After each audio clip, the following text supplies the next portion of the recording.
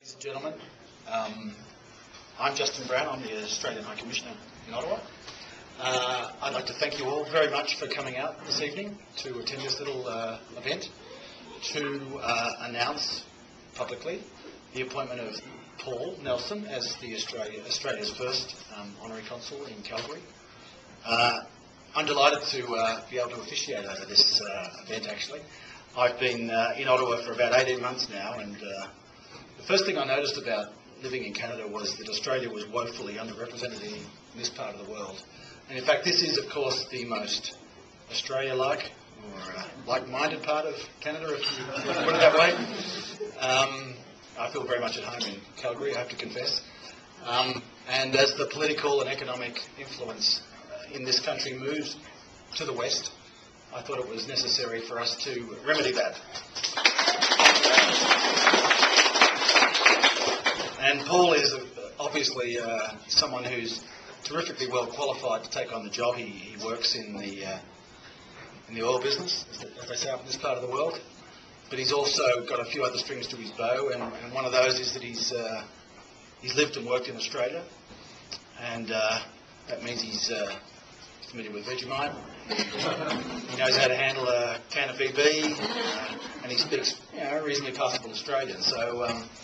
He's also got a good knowledge of what Australia's interests are in Canada. So when we started kicking around this idea some time ago of an Australian Honorary Consul in Calgary, Paul was good enough to put his hand up, and I was delighted to be able to take it forward. And it's taken a while to get us to this point. For those of you who aren't in the bureaucracy, believe me, wheels turn very, very slowly. But we did get there, and I managed to convince my minister that this was a good idea. So I'm very pleased that we've been able to make it to this point where we've been able to consummate the deal, so to speak. I guess this evening what I just want to say to all of you is Australia and Alberta, Australia and Calgary have got a huge amount in common. We've got a kind of a suspicion of big government, if I can put it that way. We are trading jurisdictions. We believe in free and open markets. And for that reason, I think having an honorary consul in this place is something which I hope will lead to expanded trade and investment linkages and expanded cultural linkages between Australia and Alberta. I think, if anything, the economic crisis that we've just all experienced, I don't know whether you guys in Alberta have experienced it, but in Australia we did experience it a little bit. And I think what it's demonstrated is a few lessons. The first is that the future, in a way, is in Asia. The future growth in the global economy is in Asia, and Australia's been riding that wave for quite some time now. And we've, as a country, spent the last 25 years building assiduously a whole range of linkages between Australia and East Asia. We have free trade agreements with ASEAN and Thailand, and we're negotiating trade agreements with China and Japan and Korea. So we think our future is in that region, and we've managed to avoid a recession over the last 2 years because of our strong linkages with countries like China and Korea that are continuing to grow very, very strongly. And of course our energy and our mining sector has been a huge part of our growth as an economy. I think one of the other lessons that we've learned is countries and jurisdictions that are like-minded in terms of their status as trading nations need to be aware of the dangers of protectionism. There's a lot of countries that when growth dips, people look to close their markets and put up trade barriers as a response to that. And I think we've been very pleased at the response of the Canadian government in trying to counter that. And in the G20 and other forums, I think Australia and Canada have got a lot in common, and we're very determined to do all we can to stop trade protectionism becoming one of the things that stems from this recession.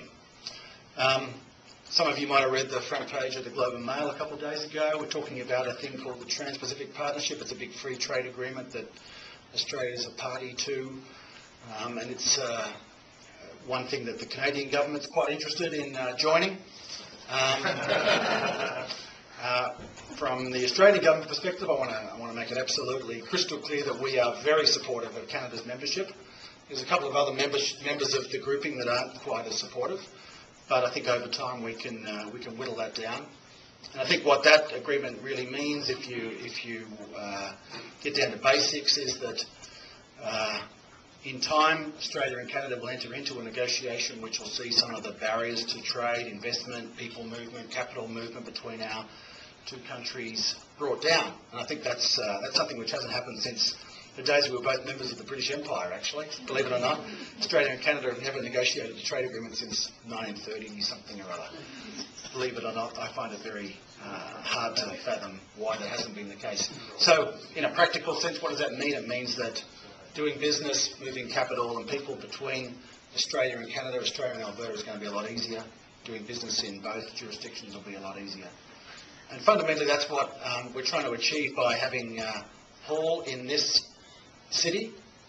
We think there's scope to do better between Australia and Alberta. We've got two-way trade at about 250, 300 million a year. Really, that's not good enough. We want to do a lot better than that. So I'm setting Paul's key performance indicators for him to achieve a 50 to 60% increase on that figure in no time at all. So one of the first things he's going to have to do is drink a huge amount of Australian wine and share his very formidable cellar with a lot of Canadians. I don't think that's going to be too difficult. Anyway, without further ado from me, I just want to pass over to Paul for him to say a few words. Thanks again for coming out. I really appreciate it. It's good to see you all. And look forward to staying in touch as Paul settles into his new position. Paul.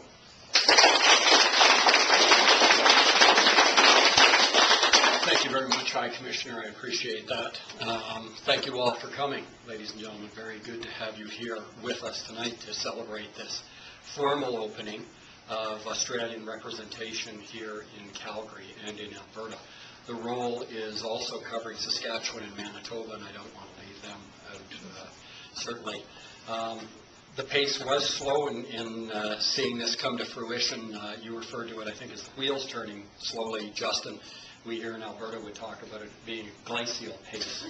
And it was a slow process, but it all came together, and I'm very honored and delighted to be a representative of the fine country of Australia. And as I was saying to somebody a minute ago, I can't think of two countries that I would rather be associated with than Canada and Australia. It doesn't get too much better than that. And New Zealand.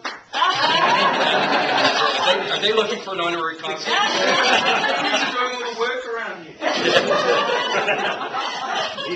Anyway, I very much look forward to being involved in this role and with the community here. As a matter of fact, there is an Australian community event about to take place, of course, on the 25th of April, the Anzac commemoration at the Cenotaph, and I look forward to being there and participating in that.